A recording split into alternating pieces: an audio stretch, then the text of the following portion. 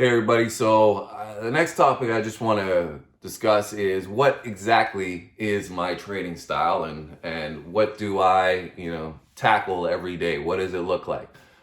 Because there's so many different types of day trading that you can do or trading in general. I wanted to touch on specifically what my style trends around, pun intended. So there can be small cap trading, there can be large cap trading, there can be, options trading. You can be an investor, you can be a swing trader, you can be a day trader. There's so many different aspects. And for me, so I'm a day trader. I trade every single day, and I don't hold. When I'm talking about day trading, I'm saying that I trade from usually most of the time 9:30 in the morning till 4 p.m. in the afternoon. And so I don't hold these trades into after hours, and very rarely will I trade pre-market. So on the odd occasion, I might take a ticker at 9 o'clock in the morning, but the objective or the goal is that I'm still going to be looking at that ticker as the market opens. So that's the first part of it. You can be a breakout trader or a trend trader. So for me, I'm a breakout trader. That means that I look for, specifically with my strategy, I look for inflection points within a chart, specific price points that are going to cause buyers or sellers to influx into the market, and then create a dynamic of price change within that inflection point. So say the stock is trading around, 1950, and I see that $20 is a significant area of resistance, and that's because on the daily chart, because I use different kinds of charts. I'll use a 1 minute chart, a 5 minute chart, a daily chart. So on the daily chart, it's showing me an inflection point, and that also shows up on the 5 minute chart. And so at $20, I'm looking to acquire a position because as soon as it breaks $20, there's going to be an influx of buyers, whether it's from retail, institution, algorithm, whatever. And it's going to cause that price to go up 50 cents, a dollar, and I try to capitalize within that window. So that brings me to windows. So windows are areas in charts that I look at that can potentially cause a price move within that range. So say there was, like I said, resistance at $20, and at $22 was the next area of resistance. So from 20 to 22, we have this range, and this range occurs from previous and historical price action that charts and algorithms and traders tend to rely trading technical analysis on. And technical analysis is different than fundamental analysis. Technical analysis is assessing charts and looking at, like I said, previous historical price action to dictate future price action. Fundamentals is looking at balance sheets and fundamentals of financial statements and saying, okay, this is a value or a growth company based on, cash flows and all that kind of stuff. So that's the difference in what I do. I'm just worried about what's going on, on charting, on volume, on volatility, on, the buying and selling, a short interest, or whatever it might be. I'm more worried about particular items and less about long-term progress within a company. And so, like I said, my style is really trying to pinpoint and be precise about my entries and trying to capitalize on windows within that entry to an exit. And so, I have a routine that I go through every single morning.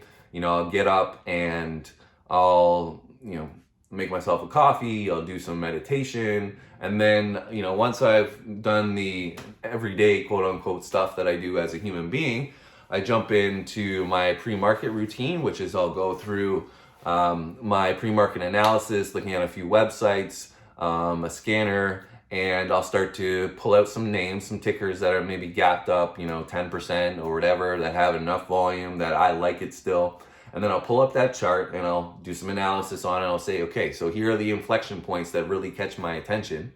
And then I'll set my parameters for that trade based on those inflection points. So if I'm going to enter at $20, my stop is going to be $19.50. Now, how I allocate my stops can be a little bit variable. I think I'm more of an intuitive trader than maybe some other people might be. Some other people might be a hard 2-to-1 profit to loss ratio. My take on stop losses is more of, I'll have a few ways of looking at it. If I have the inflection point at $20, then I'll look at the previous 1 minute candle, or the breakout 1 minute candle, or a whole dollar or a half dollar as some perspective on stops. So what that means is, if say on the breakout candle it goes from 1990 up to 2025. So I might say, okay, because that breakout candle was so strong, there was volume that came in, pushed the price through. I don't want to see it back below 1990, because for me that was an inflection point of buyers coming in, and I don't want to see them back below that. I don't want to see sellers take control back below that 1990. But maybe the breakout through that inflection point right off the bat wasn't as strong as what I was liking, and I'm looking for a little more confirmation. And on the next 1 minute candle, I want to see some more volume come in.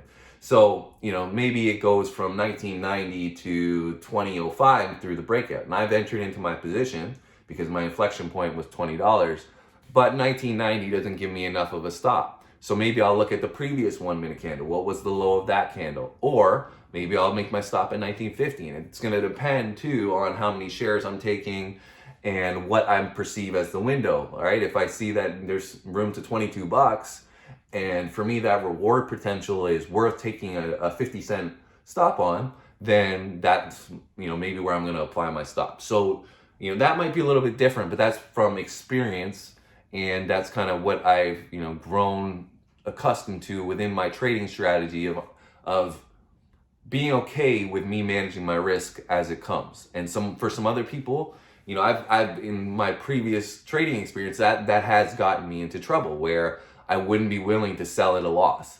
But for me, managing my risk as a trader is the most important thing that I can do. So for me, I'm okay. I'd rather take that, smaller size loss than holding and adding to my position, or holding and hoping. And so my strategy is really centered around the inflection point. I should be getting that right. If I don't, then I need to take my loss and move on.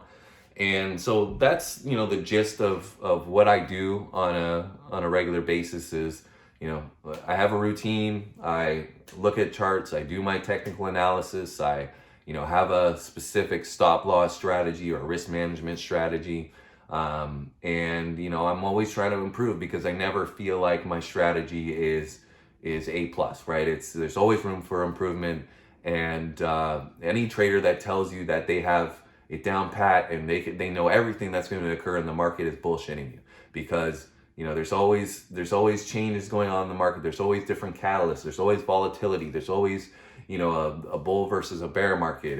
There's so much going on that you have to be willing to evolve and assess on the fly. And I think that people that always self-assess and are self-aware of their strategies and themselves are going to be the ones that succeed the long term. The last thing that I want to touch on relative to my strategy and what I think is important is management of your emotions and ego. So for me, I know that when I let my ego get to the forefront, it causes me problems within my trading. If I think I'm going to hit every single trade, it ends up that I'm not seeing things clearly, or assessing the markets properly, or assessing my technical analysis properly. So because I know that emotional control and stability and all those things are so important to me as a trader, I make sure, like I said, that I add in those things of meditation and journaling, or doing videos, or assessing my charts, or looking at my trades. And I think any real successful trader that you'll see out there,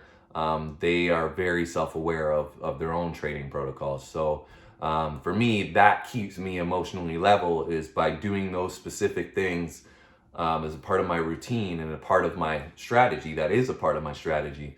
And that's why I wanted to touch on it and say, the analysis component is just as important as the human component when it comes to trading. And that's something, a different dynamic that, computers don't have to worry about, and they're successful with certain components because the emotional content is lacking.